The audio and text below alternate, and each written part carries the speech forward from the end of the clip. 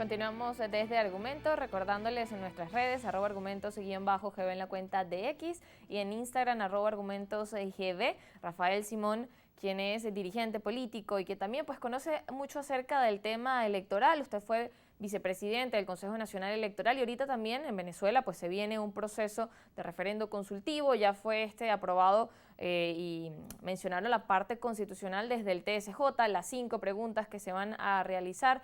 ¿Cómo también usted evalúa pues este proceso y más allá de este proceso también todo lo que ha surgido en torno al tema de Guyana, donde pues también es un tema complicado? Mira, a mí me parece ocioso que un Estado o un gobierno tenga que consultarle a sus ciudadanos si quieren que se rescate un pedazo importante del territorio, 950.000 kilómetros cuadrados que nos fueron arrebatados de la peor manera, mediante un fallo que fue el producto de un fraude, de una conjura contra Venezuela. De manera que yo no creo que haya un solo venezolano por encima del conflicto político. Esto no es un problema político, esto no es un problema de quién está en el Estado, quién está en el gobierno, chavista o antichavista. Esto es un problema de Venezuela. Entonces, a todos los venezolanos nos tiene que doler eso. A mí lo que sí me preocupa, y esto lo digo como abogado y como relativamente conocedor, no me voy a poner experto, pero conocedor de la materia, es que el gobierno tiene que armarse ahora, en esta coyuntura, sobre todo para afrontar el peligro más grande que tiene Venezuela, que es un fallo en la Corte Internacional de Justicia que termine adjudicándole o validando, digamos, el laudo arbitral de París de octubre de 1899. Y para eso, lo que necesita el gobierno es hacer una amplísima consulta nacional y constituir una altísima comisión de expertos de todos los colores, pelajes, conocimientos, para establecer una estrategia jurídica de cara a la Corte Internacional de Justicia. Fíjate tú, los temas jurídicos son difíciles de digerir para la audiencia. Sin embargo, yo siempre digo, yo fui maestro de escuela y siempre trato de una pedagogía elemental. En 1966 se firmó el Acuerdo de Ginebra. Por cierto, ellos lo pasan por ahí, pero gracias al esfuerzo y a la consistencia de los dos primeros gobiernos de la democracia, del señor Rómulo Betancourt y del señor Raúl Leoni, de los cancilleres Marcos Falcón Briceño, Ignacio Iribarren Borges. Se logró una cosa que parecía imposible, que es que el Reino Unido, Gran Bretaña, Inglaterra y Guyana, que estaba a punto de obtener su independencia, admitieran que se había cometido una injusticia con Venezuela en el laudo arbitral de París de 1899 y abrieran las puertas a una solución práctica y satisfactoria de la controversia, como lo dice casi textualmente, casi que lo cito entrecomillado, el Acuerdo de Ginebra. Ahora bien, el Acuerdo de Ginebra establecía unas fases para llevar a cabo el entendimiento o la posibilidad de que las partes pudieran entenderse. Lo primero eran 4 años con una comisión binacional integrada por 2 personas de Guyana que obtuvo su independencia a los 3 meses de firmarse el Acuerdo de Ginebra y 2 personas por Venezuela. Ese mecanismo se agotó y también sobre ese mecanismo estuvo pendiente una cosa que yo sí la califico como un error histórico, que fue el llamado Protocolo de Puerto España, que congeló, después que se había hecho todo el esfuerzo y se había logrado que Gran Bretaña y la propia Guyana aceptaran el Acuerdo de Ginebra, entonces congelamos por 12 años esas negociaciones. Cuando se descongelan, en tiempo del presidente Herrera Camping, entonces el propio Acuerdo de Ginebra remite al artículo 33 de la Carta de las Naciones Unidas, que establece los medios pacíficos de solución de controversia. ¿Cuáles son esos medios pacíficos? La negociación, la mediación, los buenos oficios.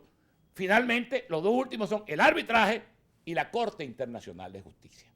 Venezuela no había agotado, pero a años se nombró un buen oficiante. Nunca. La actitud de Guyana siempre ha sido, no cedemos ni un milímetro de nuestro territorio. Esa ha sido su actitud, digamos, permanente. Constante, sí. Ban Ki-moon, el anterior secretario general de las Naciones Unidas, antes de dejar su cargo, porque decía que si ninguno de los mecanismos resultaba, el secretario general de las Naciones Unidas tenía facultad para decir cuál era el mecanismo pertinente. Es decir, si fallaban las negociaciones, vamos al buen oficiante, vamos a la mediación, pero él se saltó algunos otros mecanismos que hubieran quizás ayudado a madurar y quizás a buscar una solución, y él fue el que remitió el asunto a la Corte Internacional de Justicia. Ahora, fíjate tú, ¿qué quiere Guyana de una manera tramposa? Porque eso hay que decirlo así. Guyana quiere que la Corte Internacional de Justicia valide el acuerdo de París o la solución arbitral de París o el arbitraje de París, diciendo que ese fallo está definitivamente firme porque no fue impugnado. Cualquiera que sepa derecho elemental sabe que los fallos tienen unos lapsos para que tú los apeles. Venezuela, de verdad, en ese momento, Venezuela no...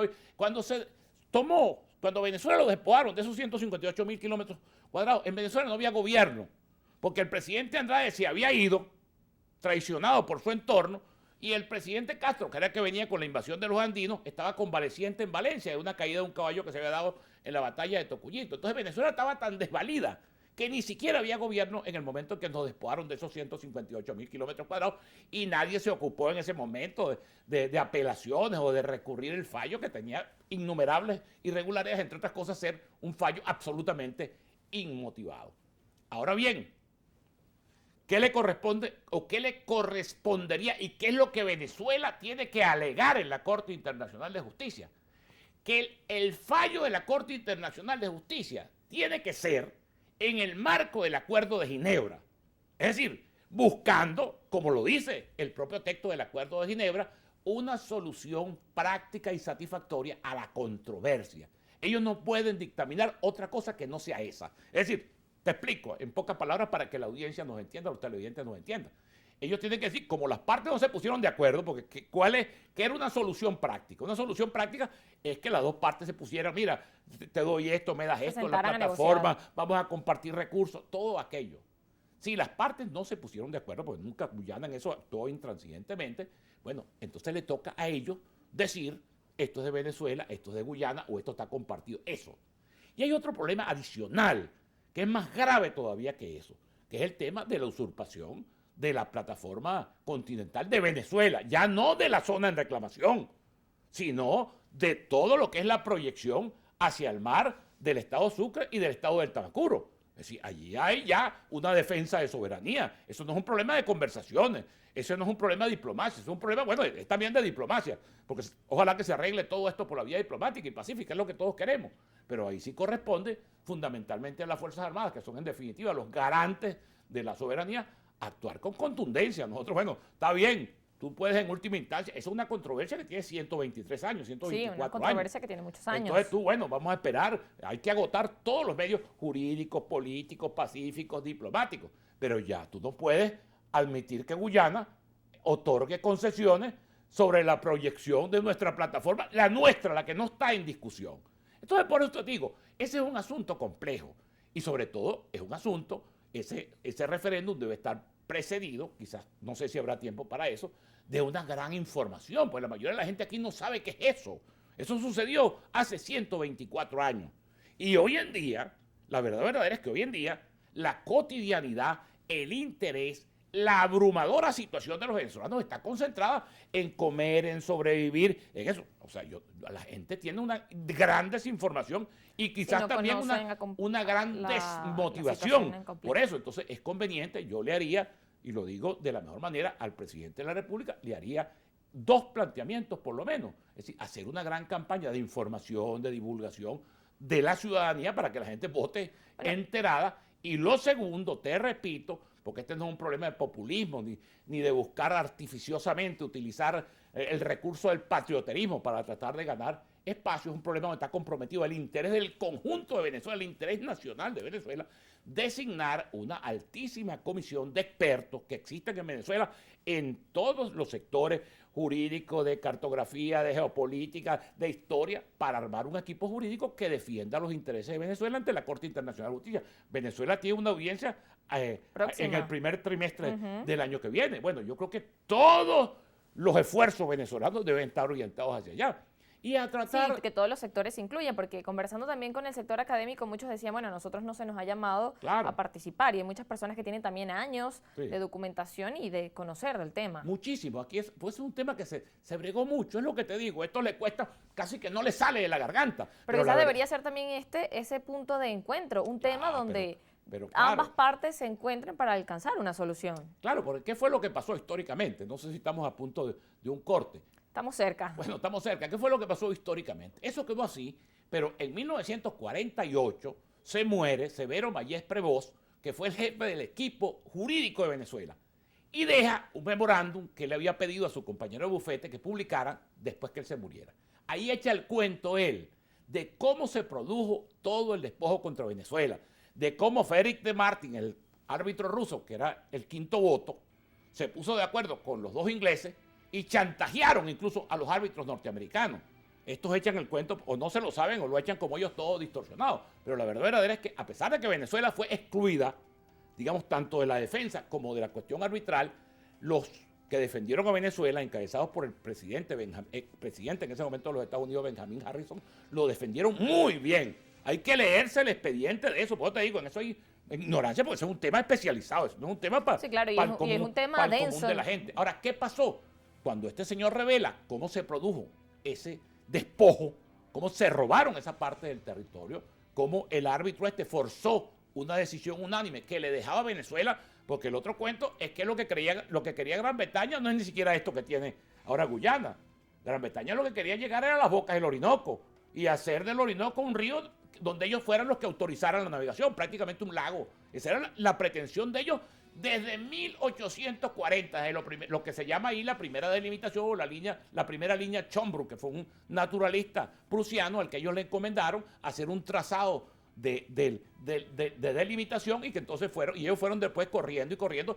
Cuando Venezuela le pide a Estados Unidos, invoca la doctrina Monroe, y Estados Unidos obliga, porque esa es otra cosa que ellos o no lo saben o lo manipulan, Estados Unidos obligó a Gran Bretaña a ir al arbitraje, porque era Venezuela la que le estaba pidiendo a Gran Bretaña desde los tiempos en que fueron negociadores José María de Rojas y el propio Antonio Guzmán Blanco, que fueran al arbitraje, porque Venezuela estaba tan segura de sus títulos sobre ese territorio que era Venezuela la que estaba obligando a Gran Bretaña a ir al arbitraje, y Gran Bretaña siempre se negó. ¿Cómo acepta Gran Bretaña ir al arbitraje?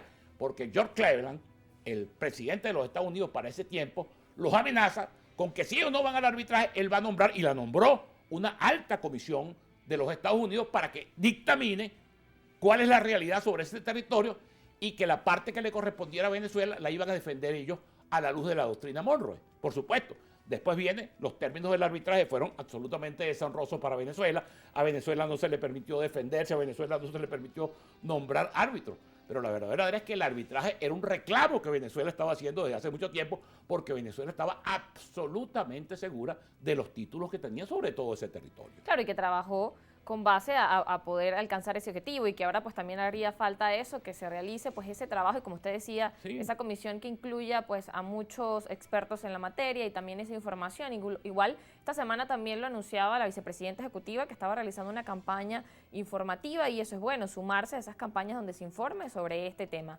Más adelante seguimos conversando con Rafael Simón. Por los momentos vamos a una pausa.